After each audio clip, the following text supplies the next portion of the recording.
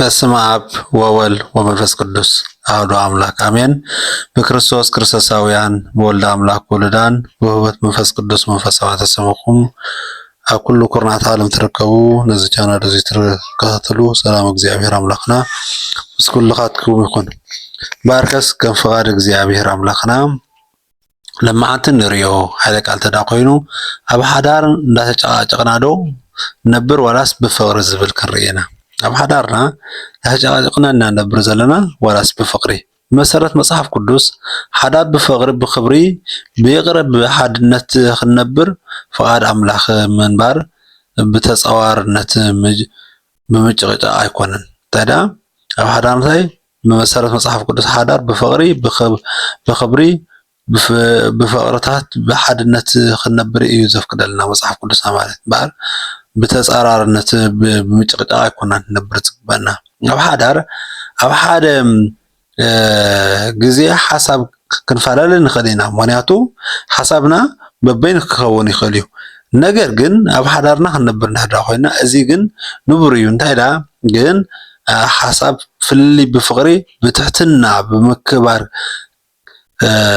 ክፍታሕ ይግባእ ማለት እዩ ብትሕትና ክፈትሕ ይግበና መጽሓፍ ቅዱስና ከምዚ ይብል ኤፌሶን ምዕራፍ 4 ፈቅዲ 2 ክሳብ 3 ዘሎ ብትሕትና ብልውሃት ብትዕግስቲ ንሓድሕድኩም ብፍቅሪ ተጻዋወሩ ይብለና ንሓድሕድኩም ብምንታይ ብፍቅሪ ተጻዋወሩ ይብለና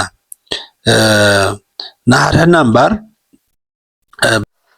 ከምኡውን ቆላስይስ ምዕራፍ 3 ፈቅዲ 14 ዘሎ ንሓድሕድኩም ተጻዋወሩ ይቅር ተባሃሉ ልዕሊ እዚ ኩሉ ከዓ ድማ ፍቅሪ ተኸደኑ ኢሉ ምክንያቱ ንሓድሕድኩም ተጻዋወሩ እሞ ልዕሊ ኩሉ ከዓ እንታይ ተኸደኑ ፍቅሪ ተኸደኑ ምክንያቱ ፍቅሪ ተዘይልዩ ሓዳርና ነቲ ዕንበባ ዝበለ ዝነበረ እንታይ ይኸውን ናብቲ ምቕዛዝ ይኸውን ነቅዝ ማለት እዩ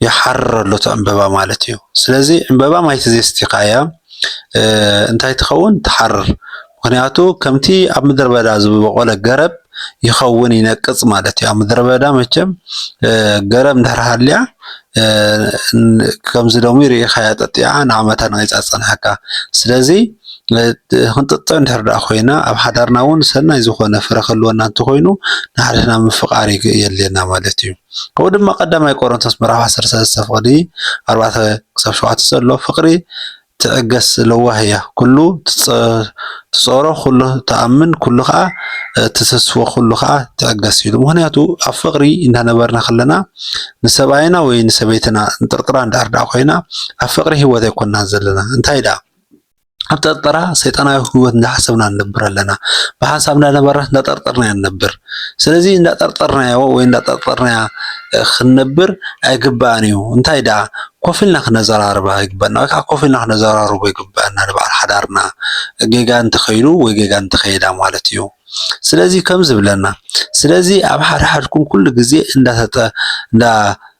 ተጨቃጨቅና መንባር ናይ አምላክ ፍቃድ አይኮንን እንታይ ዳ ተፈላለየ ሓሳብ እኳ ብፍቅር ክንዛረብ ይቅረ ክንባሃል ንሓድሕና ክንናበብ ሰላም ክንደሊ ይግባና ማለት እዩ ንሓድሕና ተናቢብና ሰላም ክንደሊ ክንፈቀር ይግባና አምላክና ሓዳር ከም ምስሊ ፍቅር ክርስቶስ ቤተክርስቲያን ገይሩ እዩ ዝደልያ ስለዚህ ፍቅር ከዓ ትዕግስቲ ይቅረ ምባህ ቀዳማይ ቆሮንቶስ ምዕራፍ 13 ፈቅዲ 4 ክሳብ 17 ዘሎ ፍቅሪ تأجس لوهية كله تصور كله خا تأمن كله تتصفى كله خا تأجس يلو قدام كورنثوس معرف 13 فقدي 4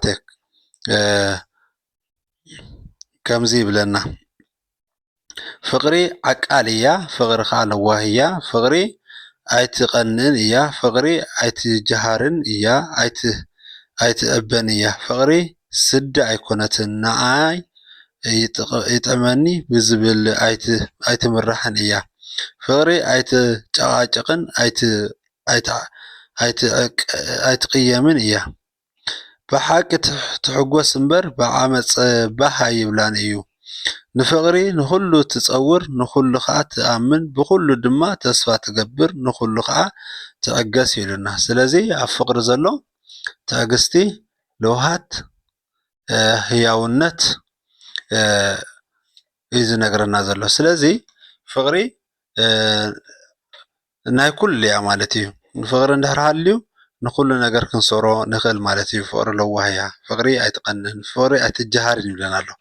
ስለዚ ብፍቅሪ እንድሕር ዳ ንነብር ሃሊና ኩሉ ግዜ ኣብ ሓዳርና ዝተባረኸ ዝተቀደሰ ይገብረልና። ስለዚ ኣብ ሓዳር ኩሉ ግዜ እንዳተጨቃጨቅካ ምንባር ናይ ኣምላኽ ፍቃድ ኣይኮነን ማለት እዩ። ናይ ኣምላኽ ፍቃድ ኣይኮነን።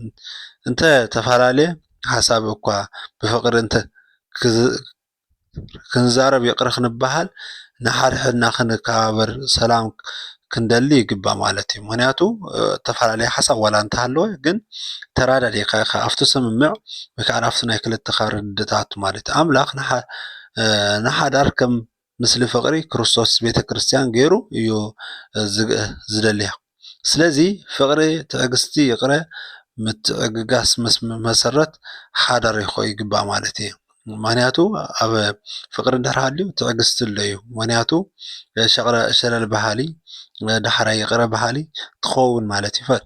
ፍቅሪ ተዘይሃልዩ ግን ኣብቲ ባእሰን ኣብቲ ጨቀጨቅን ይኸውን ማለት እዩ። እግዚኣብሔር ንሓዳርና ክባርኸልና ቀድሰልና ናይ እግዚኣብሔር ኣምላክ ቅዱስ ፍቃድ ይሆነልና ማለት እዩ። ኣብ ሓዳር እንዳተጨቃጨቅካ ምንባር ዋላ ብፍቅሪ ክትነብር ኣይትኽእልን ኢኻ። እንዳተጨቃጨቅካ ብትነብረሉ ግዜ ብፍቅሪ ክትነብር ኣይትኽእልን። ሓዳር ካብ ኣምላኽ ዝተሰርዐ ቅዱስ ስርዓት እዩ። ዕላማው ድማ ሰብኣይን ሰበይትን ብፍቅሪ ብሓድነት ብእምነት ብምትሕጋዝ ክነብሩ እዩ ማለት እዩ። ብምትሕጋዝ ክነብሩ ኣብ ሓዳር እንታይ ዕላማኡ ናይ ሓዳር እንታይ ሰብኣይ ሰበይትን ብፍቅሪ ብሓድነትን ብእምነትን ብምትሕጋዝ ክነብሩ እዩ ማለት እዩ። ስለዚ ኣምላኽ ኣብ ሓዳር ቀጻሊ ብምጭቅጫቅ ቁጣዓ ፀርፊ ወይ ፅልኢ ኣየድልን እዩ። ፍቅሪ ሰላም ይቅረ እዩ ዝደሊ ማለት እዩ። ኣብ ፍቅሪ እንታይ እዩ ይቅረ ሰላም እዩ ዝደሊ። ኩሉ ግዜ ኣብ ምጭቃጨቅን ኣብ ባእስን ኣይኮነን ዘድሊ ፍቅሪ። ኣምላኽ ሓዳር ብፍቅሪ ክነብር እዩ ዝፈጠሮ ማለት እዩ። ዘፍጥረት ምዕራፍ 2 ፍቅሪ 24 ሰብኣይ ነብኡ ነድዩን ሓዲጉ ምስ ሰበይቱ ይላገብ ክልቲኦም ድማ ሓደ ስጋ ይኾኑ ኢሉ። ምክንያቱ ኦሪት ዘፍጥረት ከምኡ ክብለና ኸይሉ ቅዱስ እግዚኣብሔር ኣምላኽና ሰብኣይን ሰበይትን እንታይ ብሓንሳብ ካብ ኣቦኦም እንዲኦም ተፈልዮም ኣብ ሓደ ክነብሩ ከምኡ ድማ ሓዳሮም ሰብኣይን ሰበይትን ብሓንሳብ ክነብሩ ይፈጢሩ ማለት እዩ። ሓዳር ስጋ ማለት ኣብ ፍቅሪ ኣብ ሓዳር ኣብ ሂወት ኣብ ኣገልግሎት ሓድነት ምህላው ማለት እዩ ማለት እዩ። ኣብ ኣገልግሎት ኣብ ኩሉ ብፍቅሪ እንድሕር ሃልዩ ኩሉ ኣብ ኣገልግሎት ኣብ ኩሉ ንኸዶ ብፍቅሪ ኣብ ንነብረሉ። ካልኣይ ምጭቅጫቅ እንታይ የምፅእ? ካልኣይ ከዓ ምጭን ቀዳማይ ዝነበረት ኣምላኽ ሓዳር ብፍቅሪ ክንነብር እዩ ዝፈጠረ። ካልኣይቲ ከዓኒ ምጭቅጫቅ እንታይ የምፀልና? ኣብ ምጭቅጫቅ እንታይ የምፀልና? ብዙሕ ግዜ ምጭቅጫቅ ካብዞም ይመፅእ ማለት እዩ። ኩርዓት፣ ዘይምድማፅ፣ ቁጣዓ፣ ዘይምቅራይ፣ ዘይምትእምማን፣ ዘይምክባር የምፅእ ማለት እዩ። ስለዚ ኣብ ሓዳር እንታይ የምፅእ? እንድሕር ንኮርዕ እንድሕር ኮይና ዘይምስምማዕ እንድሕር የምፅእ ኮይኑ ቁጣዓ ንቁጣ እንድሕር ኮይና ይቅረ ዘይንብል እንድሕር ኮይና ዘይንተኣማመን ምትእምማን እንተዘይብልና ምክንያቱ ካብኣይ ተሪሒቁ ካልኣይ ሰብኣይ ከትዩ ካብኣይ ተሪሕቃ ካልኣይ ሰብኣይ ተትያ ካልእ ሰበይቲ ተትያ ንብሎ ነገራት እዚ ዘይምስማዕ የምፅእ ማለት እዩ። ከምኡ ዘይምክብባር ነንሕድሕድካ ዘይምክብባር ኣነ ኮፍ ክብል ንስ ክሰርሒ ዘይኮነስ ኣነ ክሰርሕ ንስ ኮፈል ንስኻ ኮፈል ኣነ ክሰርሕ ዘይምብሃል ኣነ ከምዚ ከምፅእ ኣነ ከምዚ ክገብር ዘይምብሃል ዘይምክባር ብዘይምህላው ማለት እዩ። ያዕቆብ 4 ፍቅዲ ሓደ ከምዚ ይብል ማለት እዩ። እቲ ግጭት ባእስን ካበይ ይመፅእ? ካብቲ ኣባኹም ዝዋጋእ ፍትወት ኣይኮነን ዶ ኢሉ። ምክንያቱ ፍትወት ስጋ ዘለኩም ፍትወት ስጋ እንድሕር ሃልዩ ኩሉ ግዜ ባእሲ ግጭት የምፅእ ማለት እዩ። ዘይምስማዕ የምፅእ ፍትወት ስጋ እንድሕር ሃልዩ ብስጋና እንድሕር ንብላ ሃሊና ስጋና ይስዕረና እንተልዩ ፍትወት ስጋ የምፅእ ማለት እዩ። ከምኡ ድማ ክርስትያናዊ ሓዳር ሳልሳይ ከዓኒ ሳልሰይቲ ክርስትያናዊ ሓዳር ብፍቅሪ ይህነጽ ማለት እዩ ክርስትያናዊ ሓዳር ብምንታይ ይህነጽ ብፍቅሪ ዝህነጽ ኤፌሶን ምዕራፍ 5 ፍቅዲ 15 እቱም ሰብኡት ከምቲ ክርስቶስ ንቤተ ክርስቲያን ዘፍቀራ ንኣስቱም ኣፍቅሩ ይሉና ማለት እዩ ከምቲ ክርስቶስ ንቤተ ክርስቲያን ዘፍቀራ ንኣስቱም ኣፍቅሩ ክርስቶስ ንቤተ ክርስቲያን ብመስዋዕቲ ፍቅሪ እዩ ዘፍቀራ ከምኡ ድማ ብሰብኣይን ሰበይትን ንሓድሕድኩም ብመስዋዕታዊ ፍቅሪ ክትፈቀሩ ይግባእ ማለት መስዋዕታዊ ፍቅሪ ምክንያቱ ኣነ ካብ ዝመውት ንስኻ ብትሞቲ ኣነ ክመውት ንስኻ ብትሞት ኣነ ክመውት እንዳበልና ክንመሓላለፍ ይግባና ንስኻ ሞት ኣነ እንታይ ፈልጠልካ ኣይኮነን ፍቅሪ ኣብ ፍቅሪ ክነብር ተኮይና ኣነ ክነብር ንስኻ ሞት ንስኻ ክትነብር ኣነ ክነብር ኣይኮነን እቲ ፍቅሪ እንታይ ደኣ ኣነ ክሓልፍ ኣነ ባህ ምስ ንበሃል እዩ እቲ ፍቅሪ ክመፅእ ክኸውን ዝኽእል ማለት እዩ ስለዚ ኣብዚ እዩ እቲ ፍቅሪ ካብቲ ፍቅሪ ክንእለን ንኽእል ማለት እዩ ራብዓይ ቁጣዓ ከመይ ክንሕዞ ይግበና ኣብ ቁጣዓ ከመይ ክንሕዞ ይግበና ኤፌሶን ምዕራፍ 4 ፍቅዲ 26 ክሳብ 27 ተቆጢዑ እምበር ኣይትሕጡ ፀሓይ ኣብ ቁጣዓ ኣይትዓርብን ኢሉ ምክንያቱ ተቆጥዑ እምበር ኣይትሕጡ ኢሉ ፀሓይ ኣብ ቁጣዓ ኣይትሓድርን እያ ኢሉ ምክንያቱ ሓጢኣት ብዘይኮነ ኣይትግበሩ እንታይ ደኣ ምቁጣዕ ክህሉ ይኽእል እዩ ግን እንታይ ማለት ቁጣዓ እንተመፀ ብቁልጡፍ ክፍታሕ እዩ ዘለዎ ናይ ፅልኢ ወይ ቂም ከይቅየር ይቅየር የብሉን ኢሉ ምክንያቱ ምስ ተቆጣዕካ ናብ ፅልኢ ናብ ቂም ናብ ባእሲ ናብ ምፍልላይ ክኸውን የብሉን ማለት እዩ እንታይ ደኣ ምስ ተቆጣዕካ ይቅረ ብምባል ክፍታሕ ኣለዎ ማለት እዩ ሓሙሻይ ይቅረታ መሰረተ ሓዳር እዩ ማለት እዩ ይቅረታ ምባል መሰረት ሓዳር እዩ ምክንያቱ ይቅረ ትበሃል እንተደኣ ኮንካ ኣብቲ ሓዳርካ ትደልዮኹም ዘለካ ወይ ከዓ ትደልዮኹም ዘላ ንምርኣይ እዩ ማለት እዩ ንሓድሕድኩም ተፀዋወሩ ይቅረ ተባሃሉ ልዕሊ እዚ ኩሉ ድማ ፍቅሪ ተኸደኑ ኢሉ ፍቅሪ ዘይብሉ ልቢ ሓዳር የድክም ይቅረ ዝብል ልቢ ግን ሰላም ይፈጥር ኢሉ ይቅረ ዘለዎ ልቢ እንታይ ሰላም ይፈጥር ኢሉ ስለዚ ይቅረ እንድሕር ተባሂልና ሰላማዊ ዝኾነ ሂወት ክንነብር ንኽእል ማለት እዩ ኣብ ሻድሻይ ዘሎ ከዓ ኣብ ሓዳር እንታይ ክንገብር ይግበአና ብፍቅሪ ምዝራብ ንሓድሕድና ከዓ ምስማዕ ብትሕትና ምምላስ ብሓባር ምፅላይ ብቁልጡፍ ይቅረ ምባል ንሓድሕድና ከዓ ምክብባር የለና ማለት እዩ ንሓድሕድና ምክብባር የለና ስለዚ እዞም ክንዚኦም ኣርባዕተ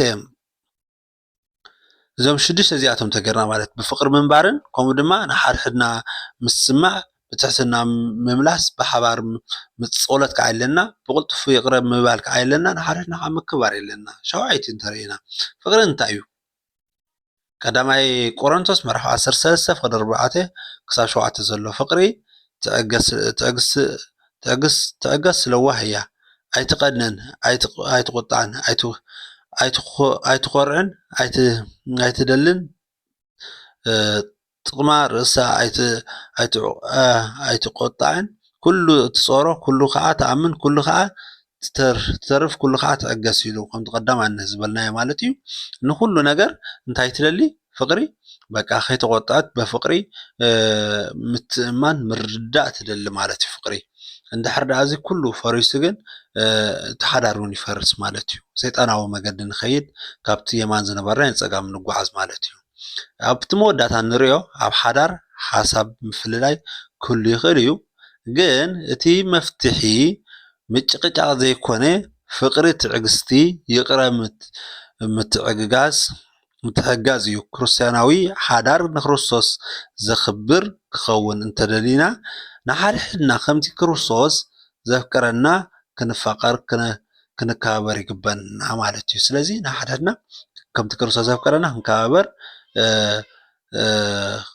ይግበአና ማለት እዩ ክንከባበር ክንፋቀር ይግበአና ከምቲ ክርስቶስ ዘፍቅረና ኣብ ሓዳርና ከዓኒ ሰላም ዘለዎ እግዚኣብሔር ኣምላኽና ከውርደልና ናይ እግዚኣብሔር ኣምላኽ ቅዱስ ፈቃዱ የብዝሕ ይኹነልና ኣብዚ ግዜ ዘሎ ምፍታሕን ምብኣስን ምቅታልን ዝበዝሖ ግዜ እሞ ንዓይን ንኣኻትኩምን ኣብ ሓዳርና ፍቅሪ ሰላም ክህልወና ናይ እግዚኣብሔር ኣምላኽና ቅዱስ ፈቃዱ ይኹነልና ስለ ሰማዕኹምኑ ኣብ ትገብርዎ ጸሎትን ምላን እግዚኣብሔር ኣምላኽና ፀኒሉ ይስማዕኹም ኣማላድነን ናይ ኣድና ቅድስተ ቅዱሳንን ናይ ቅዱሳን ተረዳኢትን ኣይፈለየና። ከምኡ ድማ ነዚ ቻነል እዚ ትከታተሉ ነዚ ቻነል እዚ ትሰምዑ ተሰመይቲ ፍቅርቲ ዝብል ሰሚዕኩም ከምኡ ናብ ኣሕዋትኩም ናብ ኣዕርክትኩም ናብ መሓዙትኩም ናብ ተፍቅርዎም ሰብ ሓዳር ብከመይ ይፀንዕ ዝብል ኢና ንምሃር ፀኒሕና እሞ ንሓዳሮም ክፀንዑ ንትደልይዎም ሸር ክትብልሎም ክተስምዕዎም ይምሕፀነኩም። ወስብሐት ለእግዚአብሔር። ይቀኒለይ።